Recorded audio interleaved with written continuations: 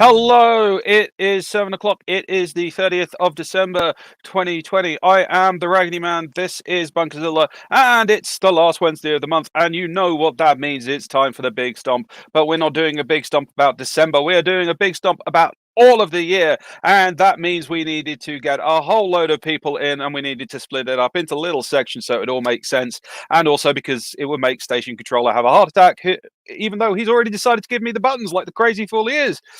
Anyway, we are going to be talking about film in the first hour. Then in the second hour, we got video games with a whole different bunch of people. And then in the final hour, we got TV with a whole other different bunch of people. But who are the bunch of people who are starting it off?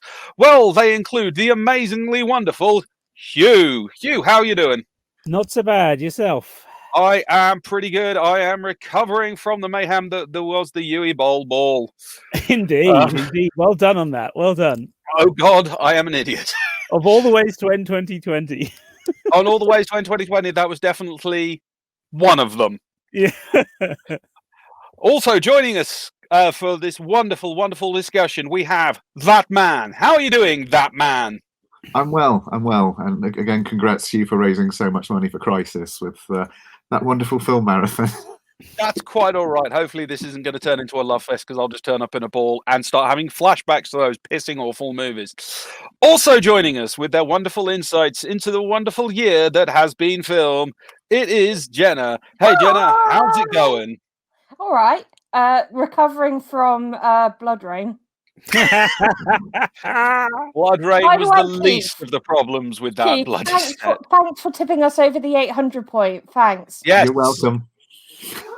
I had to watch Hitler, vampires and Nazis and random it worked for Indiana Jones. Surely it worked for Ball as well. And I mean, it saves us having to do it for real history, Oh, exactly. You have to watch it at some point, Hugh. I've seen it. Oh, okay, fair enough. And he's lived to tell the tale. But something else we have all lived to tell the tale is 2020. So, starting with Jenna and then working backwards like so, what are your thoughts on the world of movies in 2020? What one thing do you think exemplifies the experience that has been cinema without cinema for the year? COVID? Streaming? Disney? I don't know. It's been a year. It's been a year. Yeah. I mean, I started the year by going, I went to see Onward, was the last film I saw at cinema. Yeah. Which we took my daughter to see as an early birthday present. Oh, thank God we did that, because otherwise she didn't actually get to go out for her birthday because we were then in lockdown. So, yeah. And I've actually just ended the year by watching Soul today. So, 2 Pixar films, which is awesome. So two solid Pixar movies in a year. I don't think we normally get treated with such things. But it's beautiful. Definitely. I don't know why people say it's beautiful when it's a Pixar movie. You just know it is. Yes. So That Man. What do you think has really for you defined this year of not cinema? If there's one thing you could pick out of the bag. The fact is, it's a bit of a mess, really. Nobody was really expecting something like this to occur, and watching just the media industry in general scrabble around to try and find a model that works. I mean, I suppose in a horrible way, the execs at Disney were probably thinking, great that this hit just as they're launching their new streaming service. Everyone's going to be inside. Everyone's going to sign up. So there has definitely been a shift of movies from cinema, or at least an attempted shift from cinema to streaming, because they had to. It's still something that is in progress, basically. Nobody knows how it's going to shake out yet, and especially with the recent announcement with the whole HBO thing. Not sure how that is going to affect things, but I don't think overall it's going to benefit many people. It's words I always love to hear about an upcoming release of a global premiere of a movie I've been looking forward to is Lawyers Have Been Called. That always gets, as a true fan of Dune, anticipating that release, just knowing that there's now a huge legal action from the director to not show the film on streaming. What a world. And you, I was just about to mention, Hugh, do you remember when we actually recorded our episodes talking about Wonder Woman? When was it? We did. Well, the thing is, we did two versions. we did one for the summer release, and then we re-recorded one for the October release, which is now sitting in the can waiting for now, and so it'll be out very soon. But yes, that's the sort of knock-on effect of all of this. But yeah, you know, but to come back to Keith's point, I mean, it's not that nobody knew, it's that the industry's been dragging its feet for ages, because, you know, 2013, when I got out of the business, is exactly when I was saying to people, for goodness sake, here's Netflix, sort this out, guys. You know, this is when the last company I worked in the business was trying to build its own streaming platform at the time and failed miserably for a number of reasons. And they ended up having to simply concentrate on remastering old catalog stuff to provide to streamers. But we have had, there's been ample years to adjust, and there's been an absolute refusal by mainstream movie industry creators and production people to adapt. They've stuck their head in the sand. You know, you look at the straight to video world, the low budget world, and they move much quicker because that's what they do. They're smaller, they're nimble. You know, even in 2012, I could market an indie film to, say, you know, all the independent cinemas around Britain, you know, with all the proper indies, and you know, we weren't, that wasn't going to make money back. That we didn't do that. What we did was we pre-sold the film to Sky or someone like that, or BBC4 or somebody, and that made the money. That's what took the license out. For a small indie film, you can do that. It's not a blockbuster, but this year has simply rapidly forced a lot of people who were not ready or were taking too long or hadn't thought about it or wanted to just not believe in it to adapt. And right now, that's what we're going through. This is adapt or die. And I actually think that a lot of the discussion I'm seeing in English in particular in America is just all these people like, it's unprecedented. It's never happened before. 2005, South Korea, bottom falls out of the home video market. So the first thing they do is they go day and date pay-per-view with theatrical releases. And it has been like that ever since. Now, the Korean market is still producing blockbusters, still producing indie films, still producing festival winners. They just had to figure out a way to adapt. And yes, some of the best creators had to go abroad for money. But it's not, you know, they already did this. Do you not? Because now obviously we're looking at the hopeful end of COVID, because we've now got the vaccines rolling out. Go Team Science. Hey, Team Science. Obviously this will have been a tumultuous 12, 15, 18, however long until things get themselves back together. You seem to be of the opinion that this is a definite end. I think of the old model. I don't know if it's an end of a model. I think it's an end of I think it is a natural evolution, and that's been forced. And I think whether we like it or not, we're going to have to think very, very hard about. People said years ago about the idea of cinema becoming something expensive, something that's like opera. It happened. That's happened already. I haven't been able to afford to go to the cinema regularly for years. You know, it's been a quarterly treat at best, right? People are, you know, there's people saying, I mean, literally, I saw an article today on Slate where they're talking about the fact that, you know, everything being provided, they said when everything is extruded from the same tube, there's no way to know whether to prepare yourself for a slow food feast or a squirt of nutritional paste. And I'm thinking, well, that's one way to describe it, but we've had home videos. Disgusting. Yeah, but we've had home videos for nearly 40 years now, right? Like all these people saying, "Oh, it's going to change everything." That people watch films at home first. Like, dude, where were you? We were doing that when I was at school, for crying out loud. The amount of films I saw first run on VHS, or films that didn't make it through the cinema or failed at the cinema, is huge. I've probably seen more films, you know, at home than I have in the cinema in total over the course of my lifetime, and I don't think I'm alone in that. And streaming, I don't think. I think I think there's a lot of people there who are hanging on to, and particularly critics, because critics don't see films the way the rest of us do.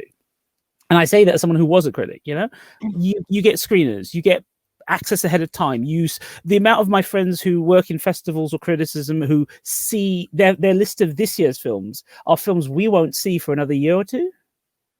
I mean, that's not the world that the majority of cinema goers and home video viewers live in.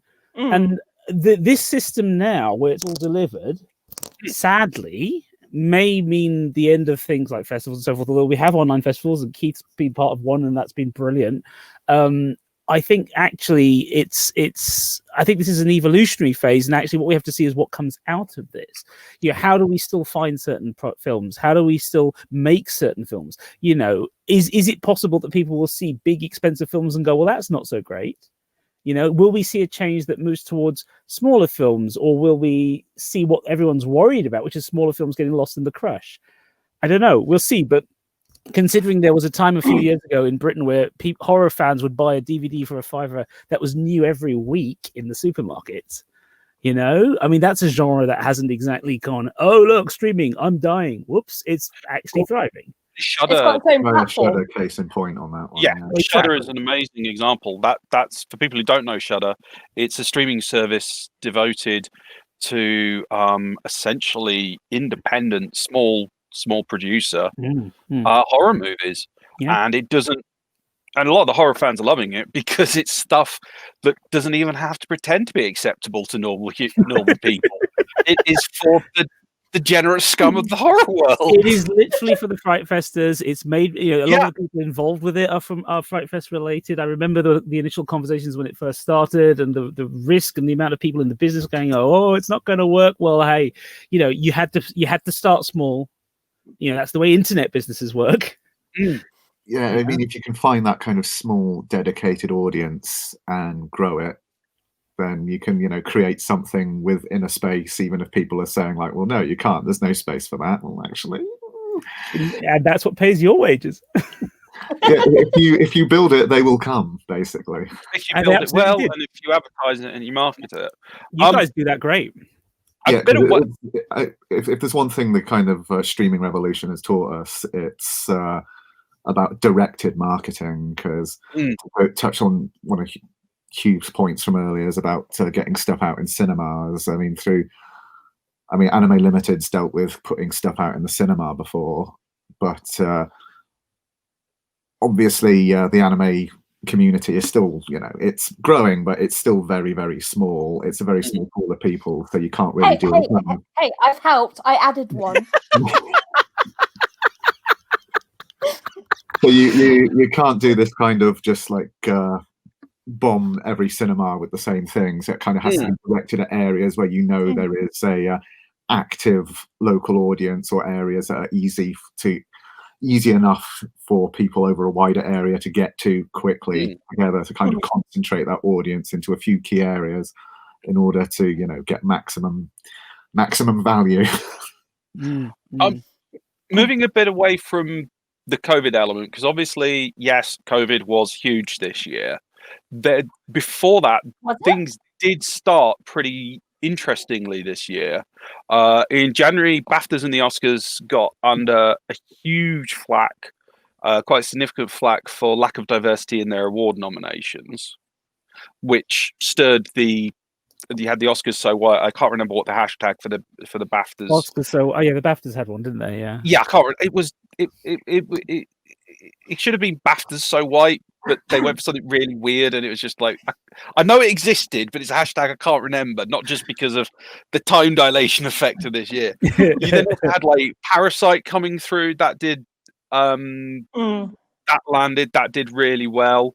So we started with quite a strong push to a bit of diversity in that, and it looked, even just looking at what was on the map for the year, it looked like it was going to be a bit of a shake-up year, and a lot of people were hoping things would get different.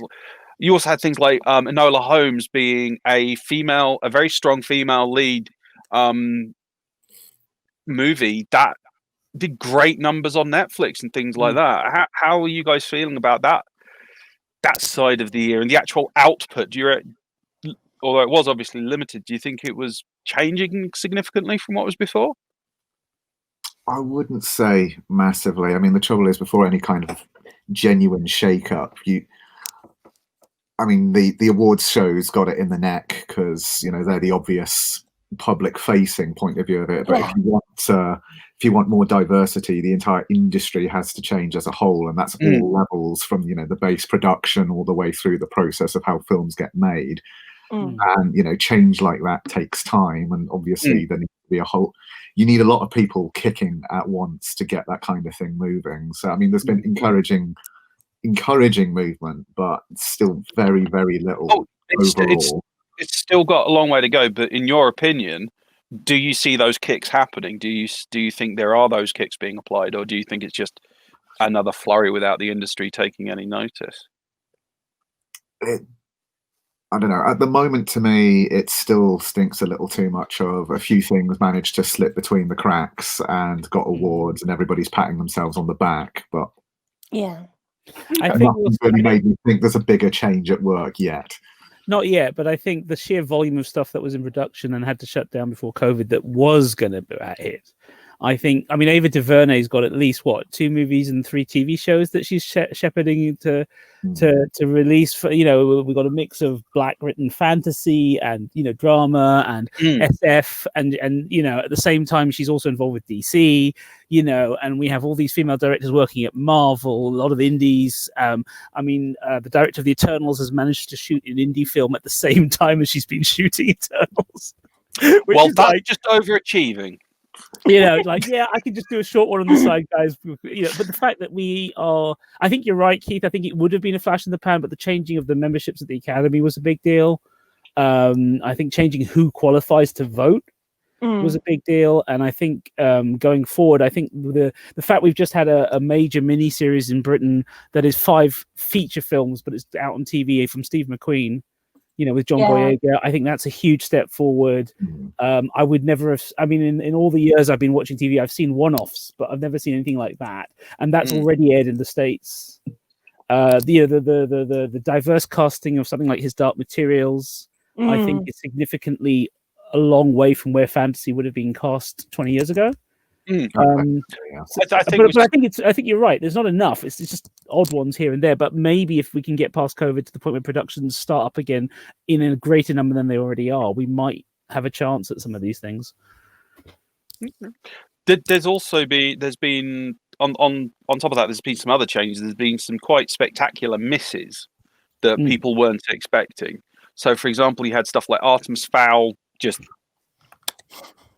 died a death. Mulan died a death. You had Tenet, which went to cinema and proceeded to die a death, both critically and commercially. Do you think being a little unfair on that one? It did not make the money it needed. No, but considering the limited audience able to play to, I think it made as much money as it was physically able to in that space. I'm using that as an example of someone, because Artemis Fowl seems to have been a case of they managed to just get the film wrong.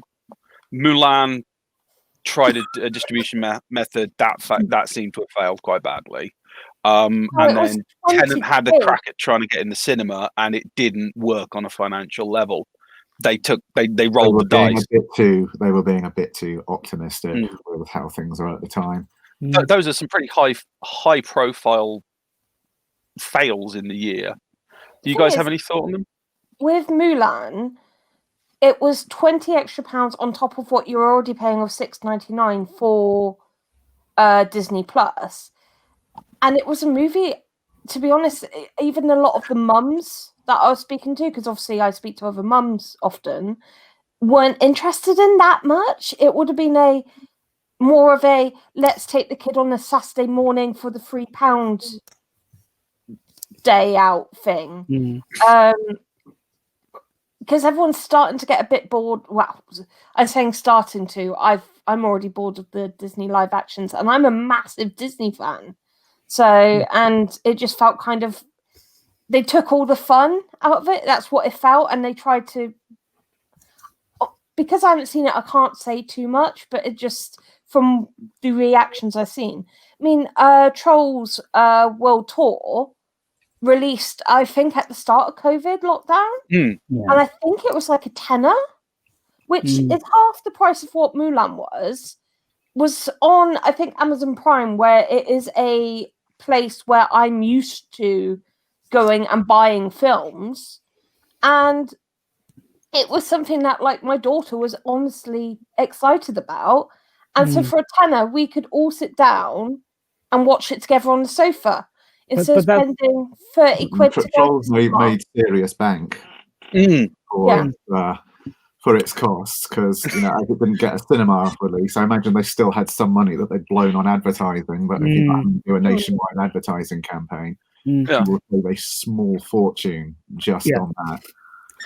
Yeah, but also it's the fact that you can afford to charge a tenner for something where it's an animated film and the budget is not, the spend was not as big as Mulan. Mulan's misfortune was to be ready to go in the year of COVID. Quite simply, everyone would have gone to it in the cinemas as an event, sufficiently to make enough money back. And even though they'd have walked out afterwards, and the word of mouth would have maybe killed it, potentially. Who knows? I don't know.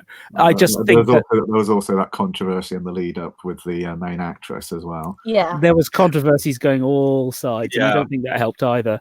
So I think Mulan is a casualty of where we're at, and I think Jenna's point about the animation is actually where we're heading. I think we're going to see a lot more animated product. I mean, it's one of the reasons you have more people taking advantage of anime online, but also, the idea that, one of my friends who's an animation producer is saying that, they got back to work quicker than anybody else because they can remote record voices. Animators work at home. They're steaming full ahead on not only a full production slate for next year, but they've actually upped the slate because there's more demand, because all the streamers are coming to them and saying, what else have you got? We need more content. At the end it's easier to put together than live action. Well, yeah, exactly, and safer to put together. Yeah, at the end of Soul, because as I said, I just watched it today.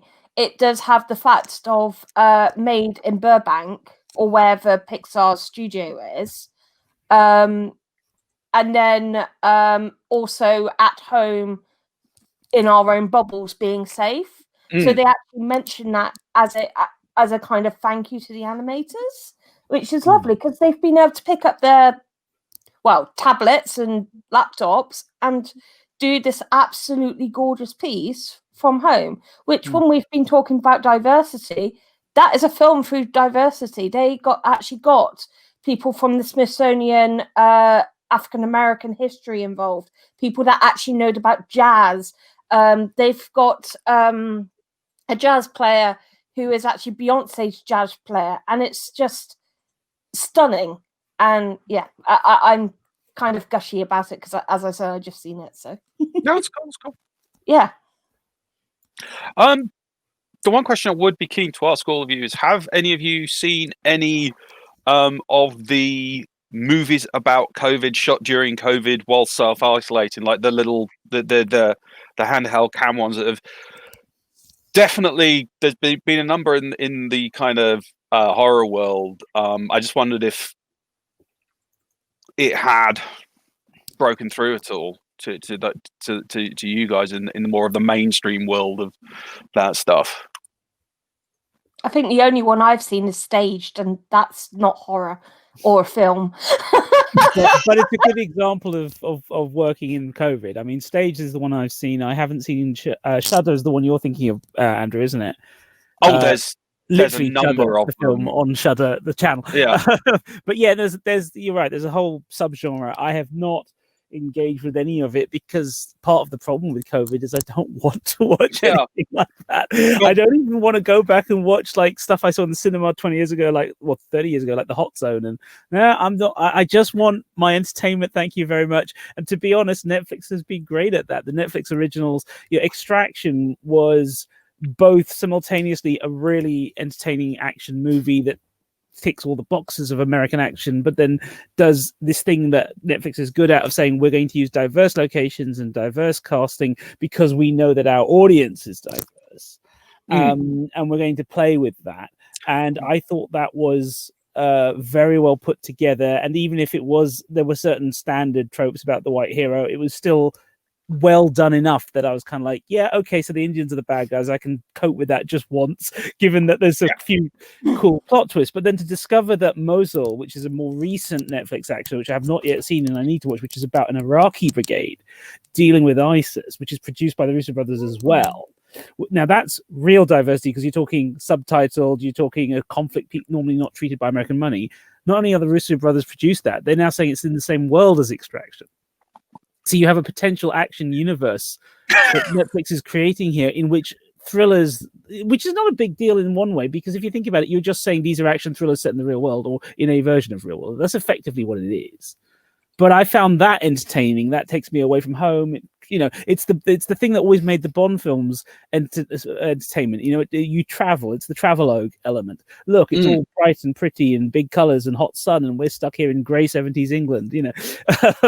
Look at Roger doing his thing. And that's what these films are all built on, and they're adapting. And no, I couldn't bring myself to watch the pandemic stuff. I was like, no, I have enough of that. Thank you. But will you watch the pandemic movies after the pandemic's that get made after the pandemic's over? No. It's like Frankie Boyle says about America invading places. When they'll come in and say, something's wrong, we're going to invade you, and then 20 years later they'll make a movie about how it's so terrible for their soldiers.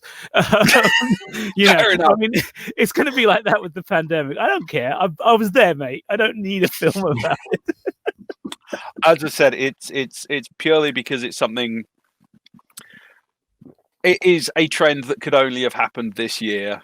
And I just wondered what people's thoughts were on it on any level. If anything, I feel like a lot of older horror was already kind of predicting it. I feel like when I watched The Strain and read and watched The Strain and stuff like that, I feel like, Van Helsing and The Strain and Walking Dead, I feel like we were already heading for this year. We had the horror already. The one meme that I've seen jumping around an awful lot is people, especially from my world of the horror, is people saying, all the zombie movies now look really outdated because no one is running towards the zombies going, it's all fake. Yeah, exactly. And that is something they're going to have to incorporate into movies from here on, because we now know that's what people do. Well, it's Jaws, isn't it? It's like Jaws. That's the thing, because one thing this year has taught me, and will now ruin a lot of films for me, but all those, I think I've mentioned this elsewhere, but all the disaster films you watch where you're watching people being incompetent and you're like, nobody could be this stupid. I'm watching films and going, these people are still being too clever. We are way dumber than this. It makes I'm related to this stupid. Oh my God. It makes the party scene in Independence Day seem far more realistic and understandable now. Yeah, so that's pretty cool. I mean, that's the thing, isn't it? All those tropes that we, as you say, Keith, they were tropes that we thought unbelievable, and we're having to go, no, okay, fine, this is really how it is. I'm thinking now, maybe if I'm running away from a giant boulder, I will just keep running forwards. I won't go to the side. Maybe I will be like stupid. Yeah, what other cliches? After letting the cat out, I must obviously let him back in. Oh, of course.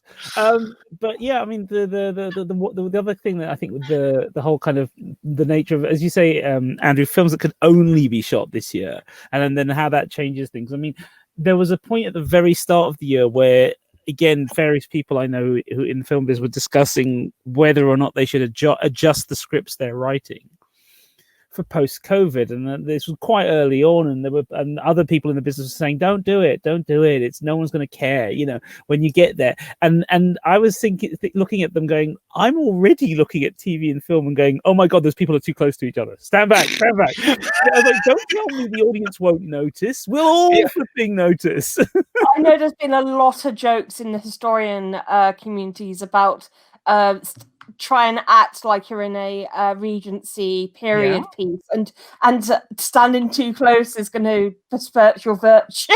Yeah, exactly. Well, we have to go back to history, because we're starting to realize that there were traditions that we thought were a little odd that may have had a lot to do with post-pandemic behavior. it's not just we want women to have these massive dresses that keep them apart because we want them to protect their virginity. It's also he won't breathe on you at that distance. But hygiene was obviously quite questionable in those periods. So exactly. Hugh, it only took half an hour for us to mention history. What? Your history nerds, it's fine. They're inextricably linked. Yeah, I mean, you mentioned Blood Rain earlier. Yeah, but that doesn't count. Bold flashbacks there.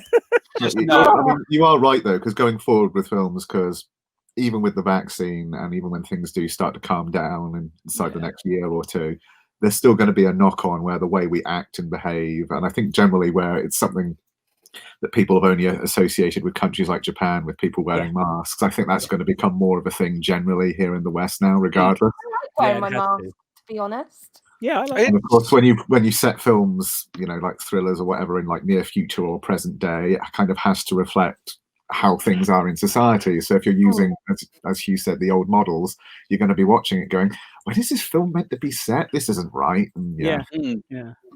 It's like watching the little things like that can break you out of your immersion in a film. So it's the sort of thing you have to pay attention to. Yeah.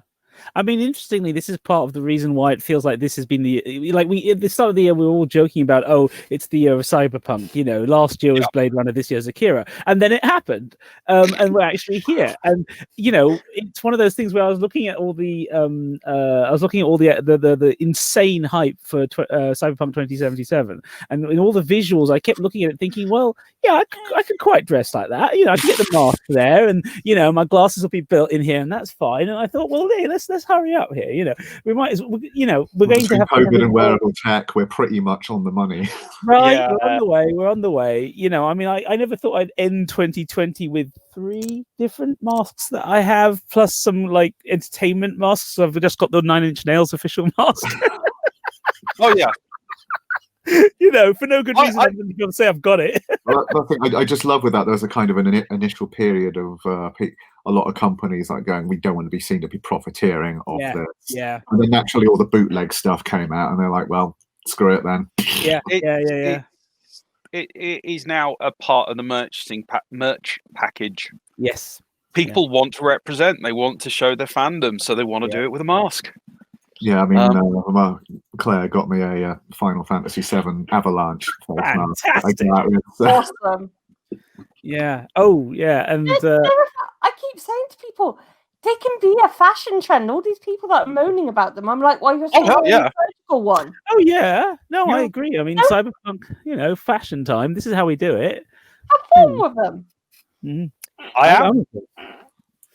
am in my own lovely way. So, before I get on to the really, films that stuck out in your mind, do you there is a story that this year has been a washout for film and for cinema? Because we had so much stuff bumped, we had so much stuff stopped in production, and beyond the distribution issues that COVID has brought up.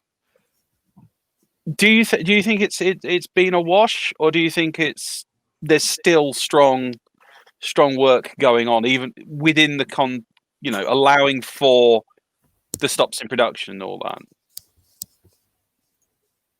If that makes sense as a question. It does. I mean, I would vote for the fact that any year that starts with Parasite and ends with Tenet is a decent year for cinema, regardless of whether they were successful or not. You've got 2 of the biggest talents in the world producing stuff with all the resources available to them pre-COVID and being successful. I think you can't knock where streaming's going. You mentioned Enola Holmes earlier. You've also got, I mentioned Extraction, which had, according to the lovely fact sheet that our producer made for this show, hit 99 million homes. That's an insane number globally. That puts it on par with just about anything you want to compare it to, and it looked and sounded like a newborn film. So why should we say it's any different from normal cinema? I think it's not been a bad year, but I think some of us maybe have spent more of the year digging around, finding films we haven't seen, old films, catching up. partly for the podcast I do, I've had to watch a lot of stuff that has been sitting on the shelf. Thank you, Jenna. Thank you, Liz, as well. But I think that's also not a bad thing. I mean, I think giving us last year you had articles saying, "Oh my God, there's too much content out there. We can't handle it." So thank you, Coach. I mean, We're going to have all this content now that is going to be mashed into the same year as everybody fights for a release slot. I said sorry, but like if you're thirsty for a specific release, like I know Andy and I are for Dune, for example. When that trailer dropped, and I was just like, "Oh God, yes!" I was over the moon, and then I started arguing with idiots. You love arguing with idiots, Andy. I was going to say that's your original. I wish I didn't. I just wish I could just turn off that portion of the internet and in my brain. Keith, to take your point, I'm just having a quick look at the rejig release calendar for next year, and I don't think it's too bad. I think there's a lot of things that still haven't settled on a slot, because I think they're thinking about whether or not they go to streaming. So at the moment, the UK one, I'm not looking at the American one, just the UK one, is not bad. I mean, you've got like in terms of big flashy stuff, you've got like Monster Hunter at the end of January, but they've already announced the home video release, and it was always going to make its money on home video.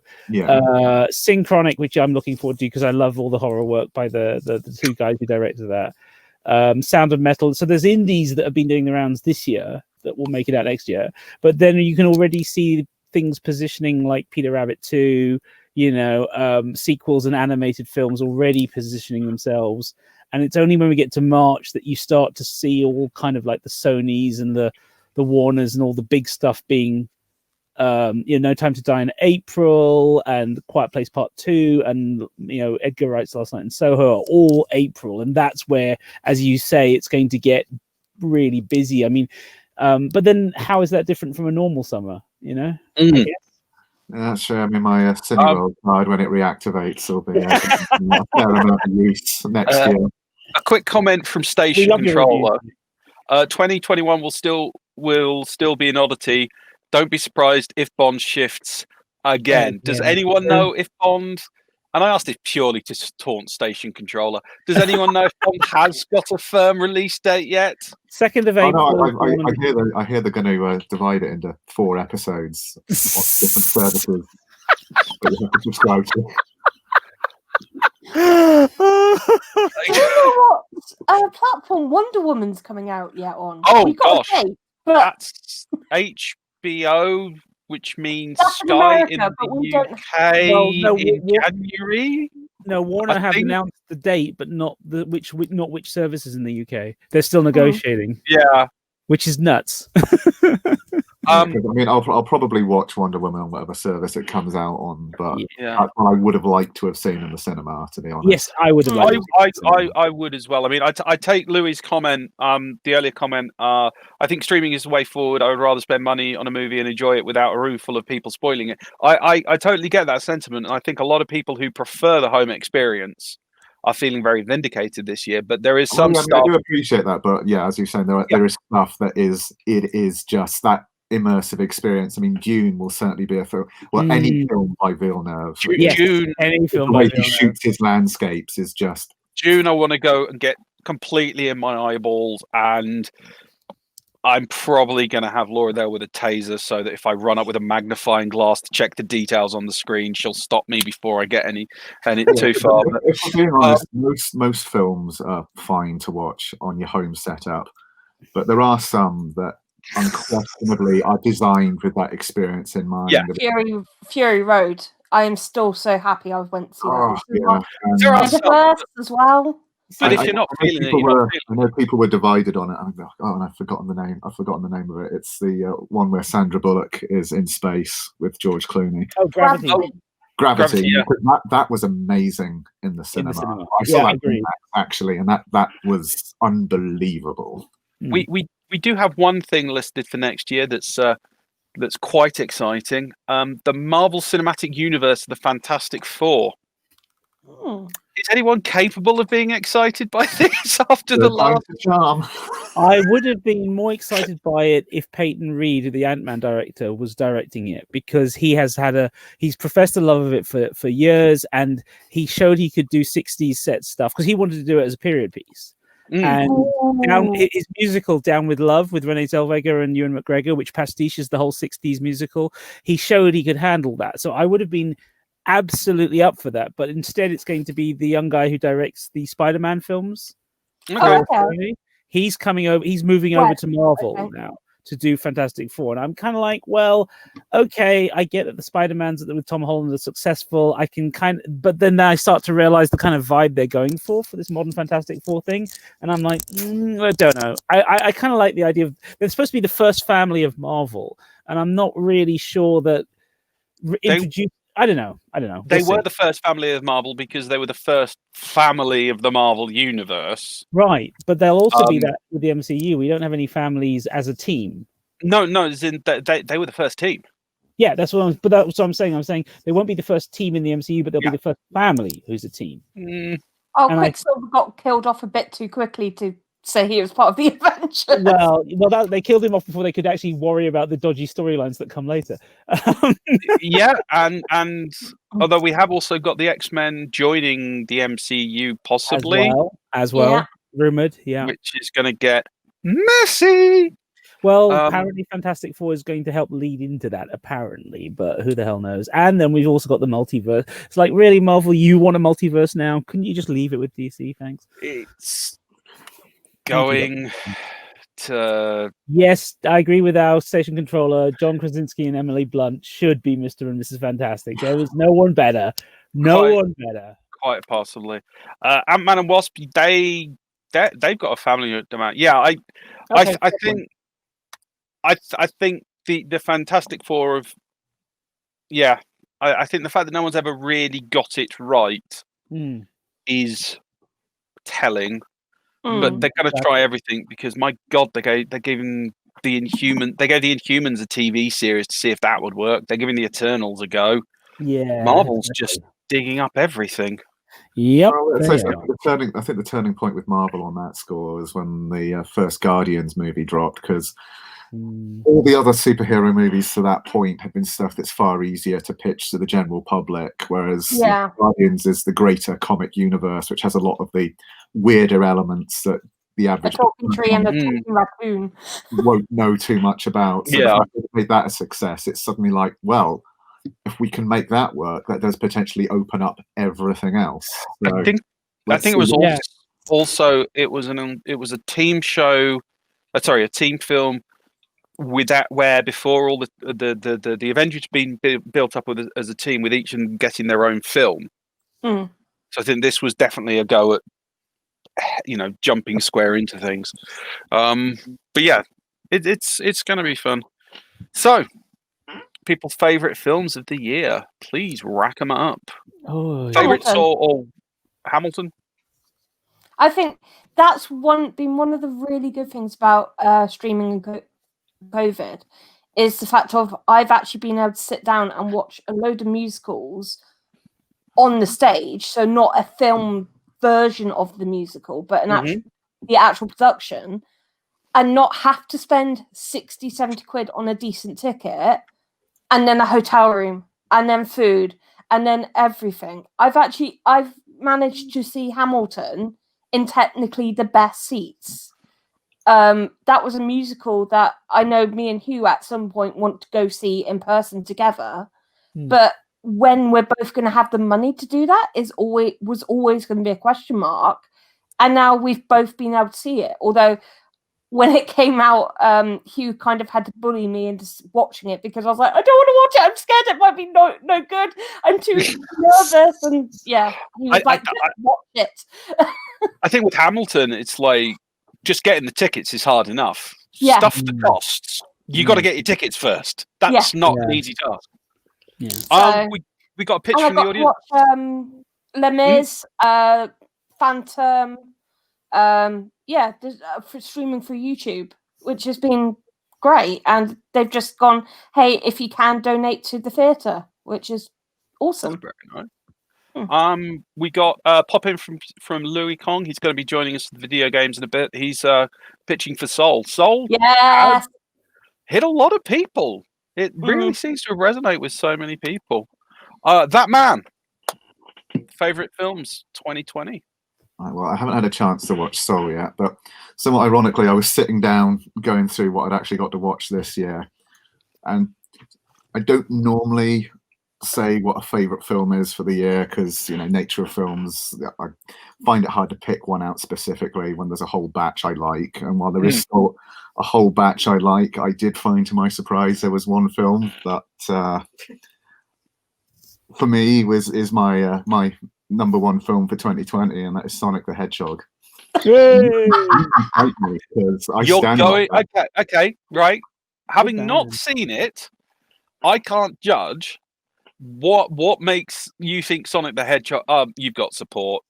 You've got support. Yeah. My husband What and my was daughter it were about Sonic with that you thought made it the film of the year? Well, I mean, if only for the turnaround success after its appalling original character. Oh God, yeah, it looked like absolute gag. Yeah, thankfully, I mean, bless the poor animation studio that was, you know, as Hollywood does, worked to death and disbanded afterwards in order to make the changes. But the character changes, and then when the new trailer dropped, and it was actually, this is something I'd be interested in seeing. And then I went to see it, and, you know, don't get me wrong, I'm not saying it's a cinematic masterpiece. There's a whole host of other films I saw this year which are far better films in every sense of what makes a better film.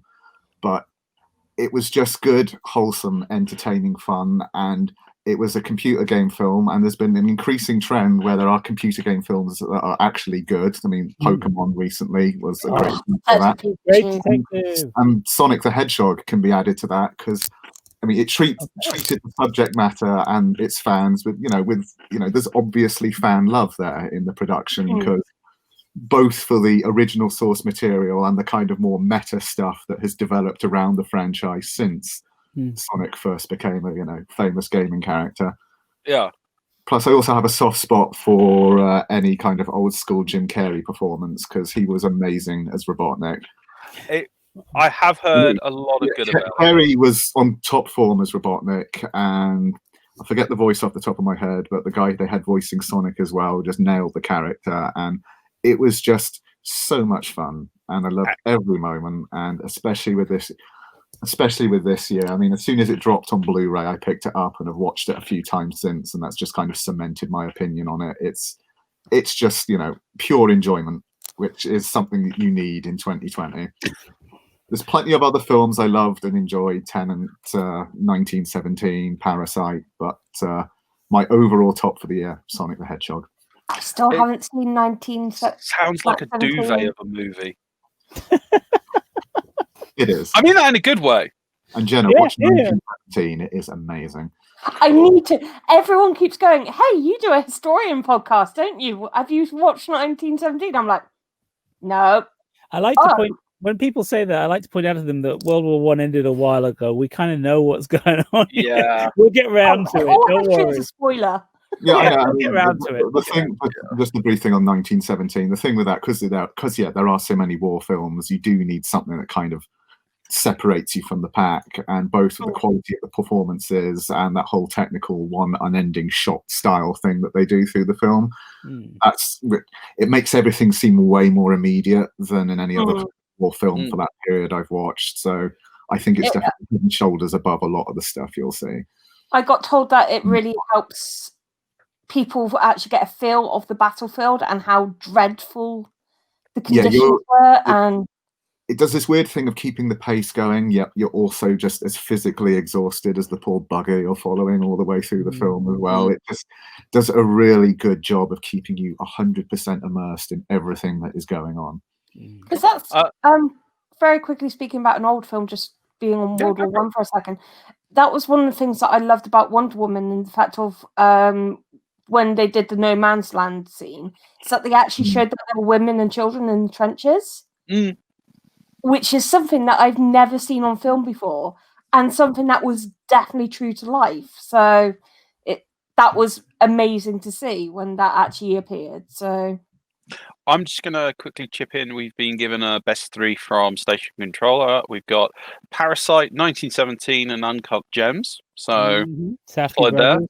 brothers. Hugh, your pick of the year. Oh God. Aeronauts. Well, I was going to say, looking back at all the stuff I watched for the podcast, the stuff that stands out.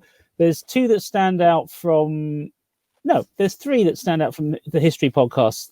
Looking back on it, one is Suffragette, which I had not got around to seeing. Yes. And is actually better than that whole British indie period drama thing that you think it is. Right? It's a lot better than I thought it would be, and particularly having taught, since we teach in Inspector Calls a lot in English departments these days, it's kind of interesting to see someone do the same period of time with more historical kind of detail.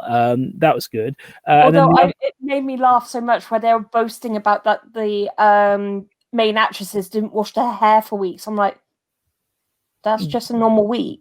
Well, in this year it is, yeah. The Aeronauts was also, despite taking extreme liberties with the history, was incredibly entertaining, and was also one of my first 4K viewings on Amazon. And there is one sequence that is absolutely dizzying in terms of giving. I mean, I have vertigo anyway, so it's just like whoa.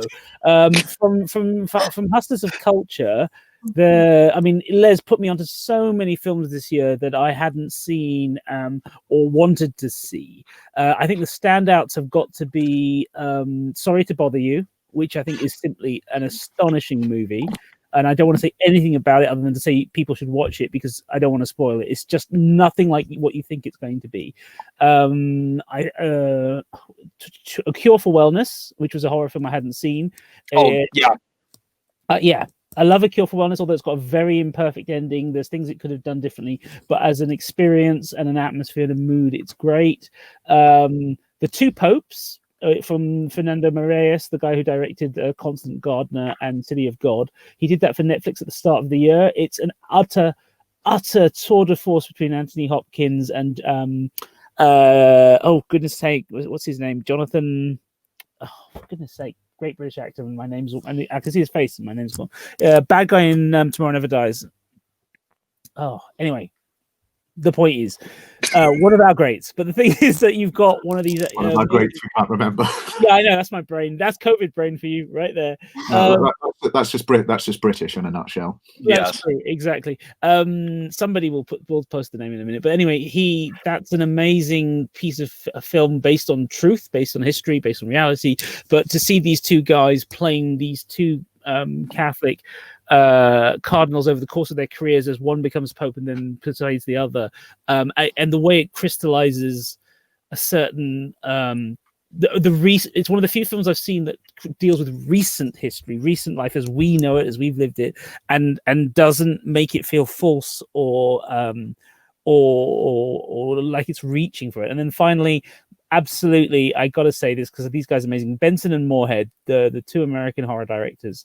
I finally saw The Endless. I'm catching up on other films. The Endless is perfect Lovecraftian stuff. It's just so good. It's Mumblecore meets Lovecraft, and it is just off the charts good. And the fact is that if you see their earlier films, I didn't realize they're all connected, and their next film is due out. Synchronic is due out in the next month in Britain. So I cannot wait for that because that's when they've got an even bigger budget. They've got actual stars. It's going to be a whole nother level. So yeah, those would be my picks. Cool. Talking on the Lovecraft, I managed to catch Color Out of Space. Oh my! It is Color Out of Space. It is probably one of the greatest Lovecraft renderings I've seen. I know that story pretty much like the back of my hand. I've read it in so many different formats, and to actually watch it and give a damn again, that's quite an achievement for a film. It's a fantastic bit of cinema, that one. Oh wow! Oh yeah. Well, Stanley, Nick Cage being mad. Say again. Richard Stanley, one of the few South African directors out there. Hey, he's a genius. I've loved his works from the very get-go, from his music videos, and yeah, he makes proper cinema. Oh yeah.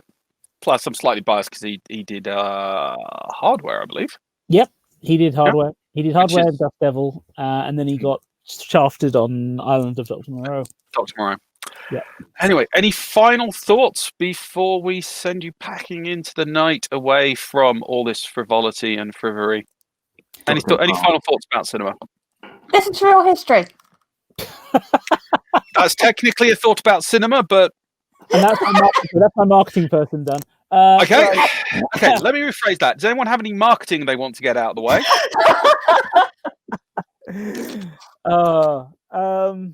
Right, no, okay. Any final thoughts on cinema on film in 2020 moving into 2021 that isn't marketing? Watch Soul. If you've Soul? got Disney Plus, watch Soul. Soul. Yeah. Cool. Hugh, I think that's actually an episode for Hustlers of Culture. You guys should seriously watch it.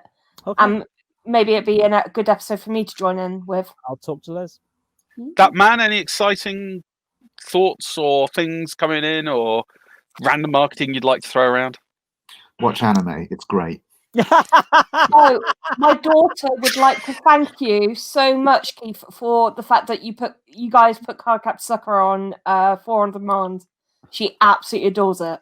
That's because Cardcaptor Sakura is great. It is. Watch And it's Cardcaptor such Sakura a on good all show four. for her The to show is watch. amazing. Okay.